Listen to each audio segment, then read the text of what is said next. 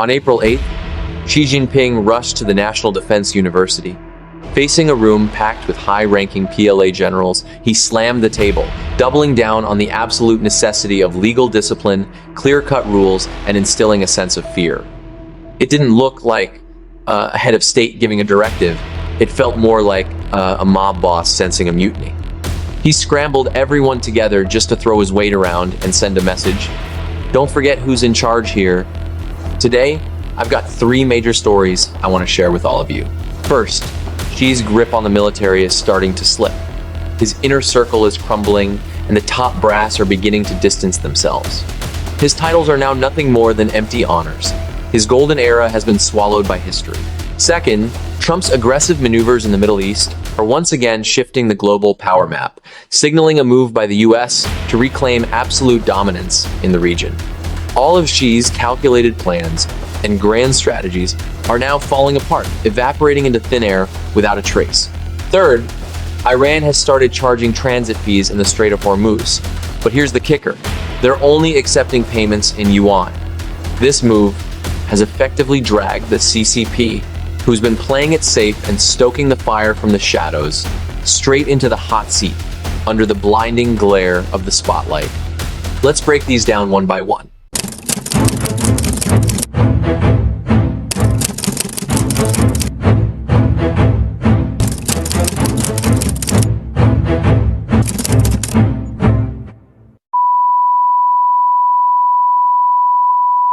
Hi, Tracers. Sean here, and welcome back. It's great to be back with all of you, Tracers. We're kicking things off with the latest news, and honestly, the most fascinating topic we're dissecting today. An event that began around January of this year.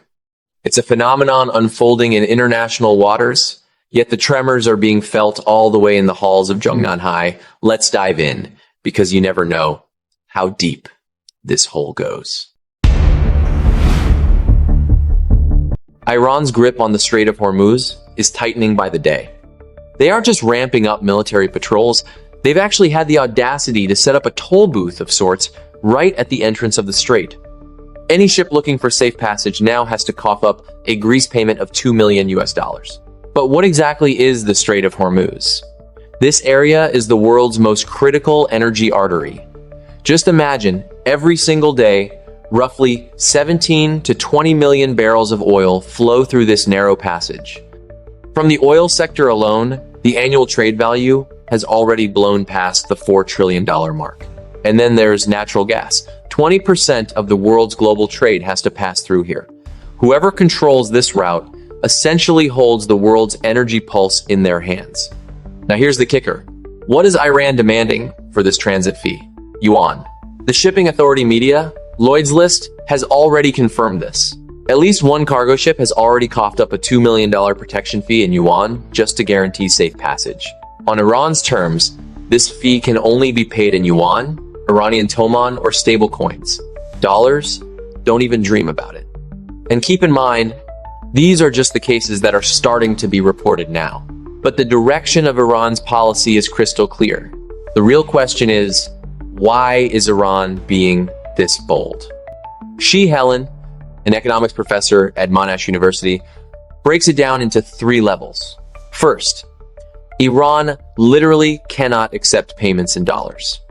The US uses the SWIFT system to track exactly where every dollar flows. Iran was kicked out of SWIFT a long time ago, so accepting dollars is practically impossible since the money could never hit their accounts. North Korea is in the same boat. They were ousted from SWIFT in 2017 due to UN sanctions. Russia is facing the same reality. Since 2022, its major financial institutions have been cut off from SWIFT due to geopolitical tensions and massive economic sanctions. So, for countries with restricted access to dollars, using the yuan has become the most realistic way out. The CCP has been aggressively pushing for the internationalization of the yuan, and Iran's move is a blatant attempt to play into their hands. By showing this act of loyalty, Iran is trying to cozy up even closer to the CCP. Third, this is an attempt to rattle the petrodollar system. After the 1970s oil crisis, the US tied the dollar to oil, building a petrodollar hegemony that has lasted for half a century. Iran's move to mandate yuan for transit fees in the Strait of Hormuz is like a global announcement that oil doesn't have to be handcuffed to the dollar. This signal strikes at the very foundation of dollar hegemony. At this point, you might think Iran's move is brilliant and a huge win for the CCP, right? But Shehelin isn't holding back. He says that for the CCP, the losses from this move far outweigh the benefits. Why? First, the Strait of Hormuz is recognized as international waters. Under the UN Convention on the Law of the Sea, ships from any nation should have the right of innocent passage without interference. Iran's move to force these fees is a fundamental violation of international law. Now, the problem is that these fees are being linked to the yuan. The international community will immediately label the CCP as the mastermind behind this illegal extortion. That's a toxic reputation that's hard to shake, but the CCP doesn't dare to officially speak out against it. Second, as of now, the yuan is not a freely tradable currency. Its capital account isn't fully open yet. Exchanging yuan for dollars still requires a green light from the Central Bank of China. Once the yuan floods out of the country and circulates in areas beyond their oversight, controlling the exchange rate becomes an absolute nightmare. Shehelin points out that a scenario where the yuan's value and flow are completely out of the central bank's control is the Chinese government's biggest nightmare. If they were smart, they wouldn't take this bait. But the problem is, Iran has already made its move. Accepting it is a trap, rejecting it is also a trap. The CCP is effectively being roasted over an open flame right now. It's like being forced to swallow bitter gall. It's agonizing, but they can't complain. And besides their little brother Iran serving them this bitter pill, Trump's maneuvers in the Middle East are also tearing Xi Jinping's carefully laid plans to shreds. On April 8th, exactly 1.5 hours before Trump's deadline for a total offensive on Iran, both sides miraculously agreed to an immediate 2-week ceasefire.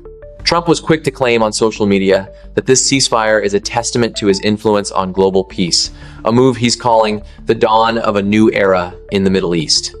However, this new era is actually a signal that the US intends to regain full control over the Middle East's order for the long haul, effectively cutting off any foreign influence in the region.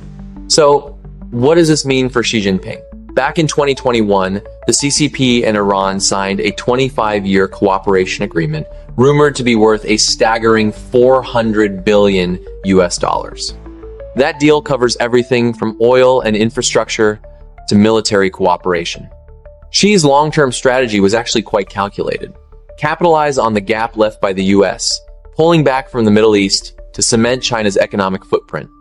The grand plan was to turn Iran into a hub for yuan transactions in the region and make it a core node for the Belt and Road Initiative. But the sudden, aggressive return of US influence under Trump has completely flipped the script. America is reasserting its dominance, and Beijing's years of strategic calculations are now hitting a massive brick wall. Any nation supplying military hardware to Iran will be hit immediately with a 50% import tariff on all their products entering the United States. Effective immediately, 0 exceptions. While no names were specifically mentioned, US intelligence has a long paper trail of the CCP supplying dual-use goods to prop up Iran, from microelectronics and navigation systems to motors for attack drones and chemical precursors for ballistic missile fuel. The Pentagon also issued a stern warning. On March 31st, U.S. Defense Secretary Hegseth openly called out Moscow and Beijing. He stated that Washington is keeping a close watch on both nations and won't hesitate to respond in any theater deemed necessary. As soon as news of the ceasefire broke, CCP Foreign Ministry spokesperson Mao Ning jumped in, claiming that China has always been actively committed to promoting peace and ending conflicts. Wang Yi has reportedly made 26 phone calls to foreign ministers in the region, special envoys have been shuttling back and forth to the Gulf, and China and Pakistan even proposed a 5-point peace initiative. Listen to this. The second Iran and the US agreed to a ceasefire, the CCP was already scrambling to take the credit. But here's the real question. What happens in 2 weeks? What if Iran has a change of heart?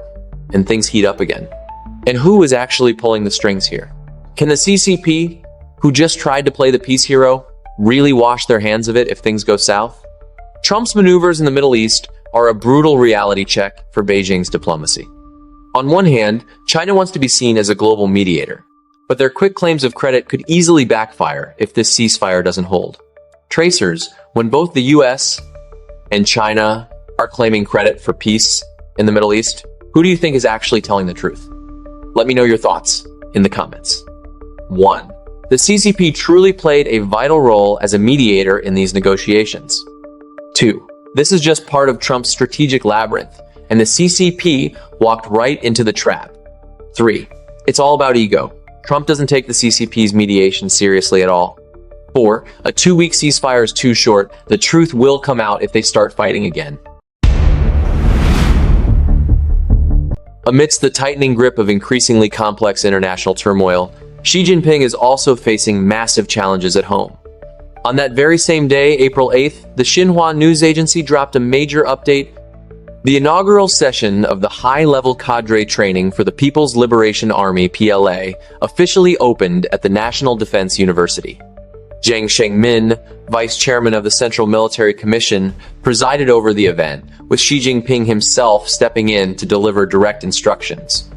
Xi emphasized 4 crucial mandates: understand the rules, clarify the law, maintain unwavering discipline, and comply with the entire regulatory system, no exceptions. Think about it, this is highly unusual. Back in the days of Mao Zedong, if he said, attack, they attacked. He never needed to hold training classes just to get his senior generals to perform a show of loyalty. Deng Xiaoping didn't need it, and neither did Jiang Zemin. The fact that Xi Jinping has to resort to this kind of training is a massive red flag. A commander who truly has a death grip on power wouldn't need to give long-winded heart-to-heart lectures just to tell his generals to fear or respect his authority. It all points to one thing. This repeated obsession with obedience indicates deep-seated anxiety at the top regarding internal loyalty. Observers see this not as a routine briefing, but as a desperate move to consolidate power amidst growing discontent within the military ranks. It's like a mob boss who senses his capos are about to flip, so he rounds them up just to read the house rules out loud again. And honestly, it's not hard to see why the rank and file are starting to waver. Over the past few years, we've seen a massive purge within the rocket force. 4-star generals have been falling like dominoes. Li Yuchao and Wei Fenghe were taken down one after another. Add to that the long, unexplained disappearance of Zhang Youxia from the public eye, which has sparked intense global speculation since no official explanation has ever been given. If the rumors are true that some factions are deliberately bypassing the military commission for discipline inspection to take unilateral action, then the military's trust in the top leadership will be shaken to its core. The generals will start feeling vulnerable and unsafe. The atmosphere within the military will shift. Those once loyal will turn silent, just watching from the sidelines. This wait-and-see attitude is what's truly lethal. It's not an overt mutiny, but it means that when the clock strikes 12, the barrels of those guns might not be pointed where Xi Jinping wants them. So, tracers, what do you think is the real motive behind Xi Jinping's high-level military training? Let us know in the comments by picking one of these options. 1. It's just standard military discipline and routine management. 2. It's a sign of a trust crisis between Xi and his generals, forcing him to tighten his grip. 3. There's a massive internal upheaval being hidden from the public. 4.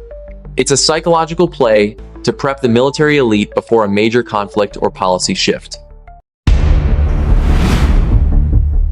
The soldiers' morale is wavering, and Xi Jinping is slowly losing his grip on the military.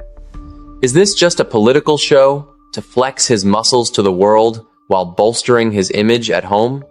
Or is Xi laying the groundwork for a political purge on a far grander scale? On March 27th, the CCP Politburo held its routine monthly meeting. But strangely, the official report completely omitted the group study session that has become a mandatory tradition. Not a single photo of the meeting was ever released. In the decades-long history of the CCP's propaganda machine, An occurrence like this is almost unheard of. That same day, former Premier Wen Jiabao, who has been retired for over a decade, suddenly surfaced at the Institute of Geology under the Chinese Academy of Sciences. Far from his usual low-profile retired persona, this appearance felt incredibly formal and official. He was seen actively engaging with the public, stopping several times to salute and wave, as if this were a meticulously staged public re-emergence.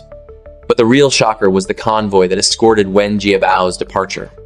According to overseas Mandarin media reports, the vehicles bore military license plates belonging to the Joint Staff Department of the Central Military Commission. This detail hasn't been officially confirmed yet, but if the news is true, what does it actually mean? I'll leave that for you to decide. Imagine this: a former premier, retired for 10 years, still able to mobilize vehicles from the CMC Joint Staff Department for his security. This suggests that the Joint Staff is now capable of bypassing Xi Jinping and openly showing support for the party elders. If we look at the recent shifts among the CCP's top brass, from mid-March to early April, Li Qiang was busy conducting inspection tours in Sichuan, chairing state council meetings, and presiding over plenary sessions. Yet, curiously, in the reports of these three public events, we no longer find the usual cliches: the mandatory vows of loyalty to uphold and defend the position of the supreme authority. Even within the NPC Standing Committee's party leadership group, led by Zhao Leji, reports on studying or discussing Xi Jinping's speeches have completely vanished. While Wang Huning did hold a meeting regarding perspectives on political performance, his speech was nothing but empty rhetoric. The usual seasoning of loyalty slogans was nowhere to be found. Let's compare. During the same period in 2023 and 2024, these public speeches treated the two establishes and two safeguards slogans like a mandatory package. Missing even one word would have sparked an immediate investigation. But now, those sacred phrases have suddenly disappeared in a collective blackout by the number 2, 3, and 4 officials simultaneously. This isn't an oversight, it's a signal. Characters 3 and 4 are making a statement through their silence. The isolation of Xi Jinping at the highest level of leadership is no longer being hidden. Recently, a strange trend has exploded across the Chinese internet. A wave of memes, short videos, and historical snippets about Wang Hongwen have gone viral. Content mentioning this figure is spreading everywhere, and surprisingly, the censorship machine isn't immediately nuking it. So, who exactly was Wang Hongwen? He was the man handpicked by Mao Zedong as his successor and a core member of the Gang of Four. At just 38 years old, he held the seat of CCP vice chairman. Within the party structure, he was ranked just one level below Mao Zedong and Zhou Enlai. However, history's judgment of his leadership was harsh. A particular conversation has recently resurfaced, where Mao Zedong warned Wang Hongwen about tensions with the veteran military faction, a situation now seen as a mirror image of the current climate in Zhongnanhai. Wang Hongwen just stared back in confusion. "Chairman, who is Zhang Xun?" Who was Zhang Xun? He was a warlord from the late Qing dynasty who led the Pigtail Army into Beijing in 1917 inches, a desperate attempt to restore imperial rule. He is a famous laughingstock in modern history, someone every schoolchild should know. Hearing this, Mao fell silent for a moment before snapping, "Go look it up in the Sihai dictionary yourself." This exchange became a classic joke in Zhongnanhai to mock Wang Hongwen as a know-nothing official who only rose to power through internal connections. Is the current Wang Hongwen trend within the CCP purely about historical nostalgia? You be the judge. Now, let's connect all the dots we've discussed. Within the military, Xi Jinping feels the need to hold high-level training classes as a stage for his generals to perform their loyalty. However, after the massive purge of the rocket force, a sense of dread and vulnerability has paralyzed the entire military ranks. Even Ma Xingrui, who was shielded by party insiders for 9 months, finally buckled and fell. Things heated up even further when veteran figures openly visited Wen Jiabao's residence, escorted by military vehicles. At the same time, the number 2, 3, and 4 leaders have gone silent. No more oaths of loyalty are leaving their lips. This internal military instability is coinciding with external diplomatic pressure as the United States reasserts its position in the Middle East. Investigations and a $400 billion deal in Iran are now at risk of crumbling, especially after the toll gate incident in Iran backed Beijing into a corner. There are now several crucial points we must watch closely in the coming weeks. First, whether Li Qiang, Zhao Leji, and Wang Huning will return to reciting their oaths of loyalty. If those phrases reappear in May's reports, it means the top elites have reached a temporary compromise. However, if the silence continues, the direction of this situation is crystal clear. Second, whether there will be an official explanation regarding Zhang Yuxia, his prolonged disappearance from the public eye without a single word of clarification is in itself a massive anomaly. Once an official announcement is made, the choice of words will immediately expose the true map of military power. Third, the development in Iran following the 2-week ceasefire. A 2-week window is incredibly short. Yet, the Chinese Ministry of Foreign Affairs was quick to claim that the peace was their doing. If this ceasefire fails, that achievement card will immediately backfire on Beijing. Fourth, whether the collection of tariffs in yuan in the Strait of Hormuz continues to increase. If more ships are forced to settle payments in yuan, international pressure to hold Beijing accountable will skyrocket. Remember, before the Soviet Union collapsed, the loss of loyalty pledges from top party officials to Gorbachev happened exactly 2 years before the Berlin Wall finally fell. At that time, most outsiders noticed nothing. Only a few sharp observers scrutinizing official party reports caught that small detail. What is happening within the CCP today bears a striking resemblance to that chapter of history. What we are seeing today is a system struggling under pressure from both inside and out. From the Strait of Hormuz to the meeting rooms of Zhongnanhai, the veil of deception is being lifted piece by piece. Will 2026 be the year all these secrets finally explode? We will continue to watch. I'm Sean. Thank you for watching until the end. And if you are still watching this, maybe you're looking for the same thing I am.